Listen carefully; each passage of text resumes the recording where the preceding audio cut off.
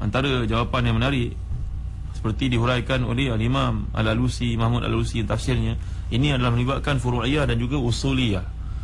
Furu'iyah dan usuliyah. Kalau ia merupakan perkara furu', maka tidak perlu kepada fa'. Contohnya dalam ayat Allah SWT ada banyak peringatan yang bentuk soalan.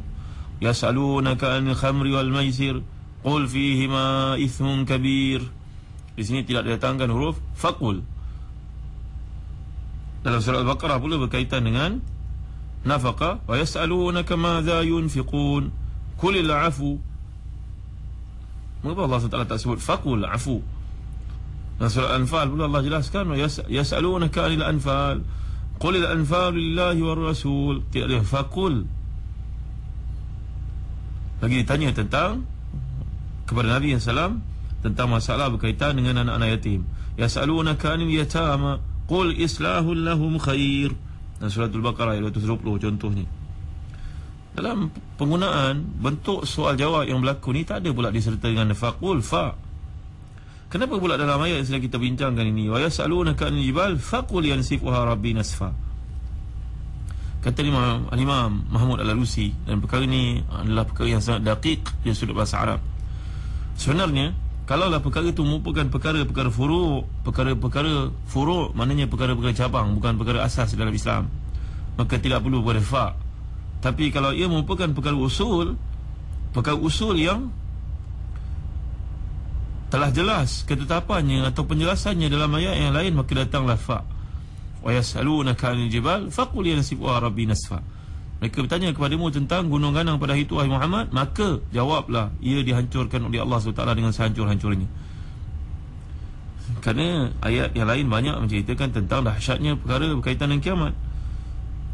Itu sebab Allah datangkan fa', dia satu benda yang jelas, yang sepatutnya tak payah ditanya. Kerana peringatan tentang kiamat ni dahsyatnya pernah kita bincangkan dalam surah-surah Juz Amma dan surah Al-Qiyamah yang lalu, surah Al-Haqqah. Ini semua telah jelas dalam banyak ayat Allah SWT. Perkara ini perkara usul yang cukup jelas. Ada juga perkara usul yang mana ditanyakan kepada Nabi SAW, Allah suruh jawab, tak payah nak tanya lebih lanjut kerana perkara itu urusan aku. Contohnya, wa yas'alunaka 'anir ruh qulir ruhu min amri rabbi. Ruh adalah perkara yang berkaitan dengan akidah yang sentiasa Allah SWT sebut dalam Al-Quran Karim. Maka di sini walaupun dia perkara usul, tapi tidak perlu pada fa' kerana ia tidak jelas. Allah SWT tidak jelaskan tentang ruh itu lanjut dalam ayat mana-mana ayat daripada Al-Quran Karim. Maka madailah wahai Muhammad, engkau katakan kepada mereka, urusan ruh itu adalah urusan Tuhanku, tak payahlah kamu tanya lebih lanjut. Begitu juga golongan kafirun ini bertanya kepada Nabi SAW, yas'alunaka 'anis sa'ati ayyana mursaha. Mereka bertanya kepada Nabi Muhammad SAW tentang kiamat itu bilakah berlakunya. Tidak boleh diikuti dengan fa', kerana perkara ini adalah perkara yang walaupun ia usul, tapi ia tidak jelas waktunya, tarikhnya di sisi Allah SWT. Hanya Allah sahaja yang tahu, tidak diberitahu kepada Nabi Muhammad SAW. Maka ia merupakan perkara usul yang tidak perlu dihuraikan dengan lanjut, ataupun ia satu perkara usul yang memang tidak ada penjelasannya di tempat yang lain. Ini penjelasan Al-Imam Al-Alusi. Satu penjelasan yang menarik berbanding dengan penjelasan para ulama lughah yang lain. Tuan-tuan, ada di kalangan para ulama tafsir yang mengatakan bahawa maksud yang disebut oleh Allah Subhanahu Wa Taala di sini, fayadharuha qa'an safsafa la tara fiha iwaja wala amta. Maksudnya tidak ada dataran, tidak ada pokok langsung, dia sudah diratakan. Itu sebab datangnya ayat la tara fiha iwaja wala amta. Kamu tidak lihat padanya ada tempat rendah dan tempat tinggi. Maksudnya pada hari itu kamu tidak akan melihat di bumi ada lembah, ada puncak, ada kawasan tinggi, dataran rendah atau dataran tinggi. Semuanya menjadi rata. Inilah pandangan yang dikemukakan oleh Ibn Abbas radhiyallahu anhuma. Begitu juga generasi tabi'in seperti Ikrimah, Mujahid, Hasan al-Basri, Dhahak, Qatadah, bahkan yang merupakan pandangan jumhur para ulama salaf.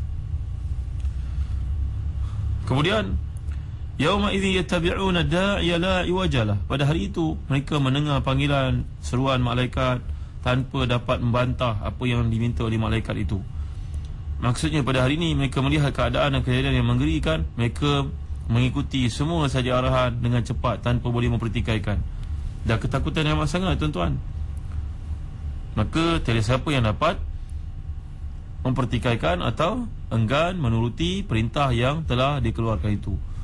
Umpamanya orang berada dalam keadaan cemas, rumah terbakar, datang satu suara, sila bergerak ke arah kanan, pergi ke tangga selatan. Semua orang ikut, tuan-tuan, tak ada seorang pun yang akan bantah.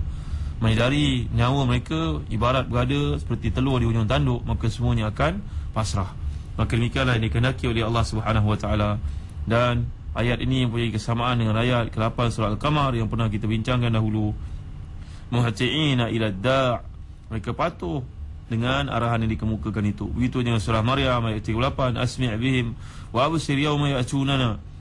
Alangkah tajamnya pendengaran mereka dan alangkah terangnya penglihatan mereka pada hari yang mereka datang kepada kami, kerana semua arahan diikuti tanpa bantahan.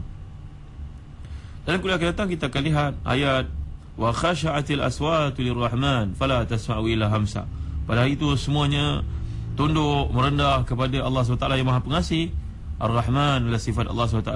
Allah mempunyai 100 rahmat, seperti disebut dalam hadis sahih, diberikan kepada makhluknya di bumi satu sahaja, sehingga harimau yang ganas itu tidak makan pada anaknya, gajah yang besar tidak menginjak anaknya. Tapi di akhirat satu itu akan dikembalikan semula kepada Allah Subhanahu Wa Taala. Seperti ini disebut oleh para ulama tafsir. InsyaAllah kita akan hayati perkara ini dalam kuliah akan datang. Allahu a'lam wa sallallahu ala sayyidina Muhammad wa ala alihi wa sahbihi wa baraka wa sallam. Walhamdulillahi rabbil alamin. Wa barakallahu fikum. Wassalamualaikum warahmatullahi wabarakatuh.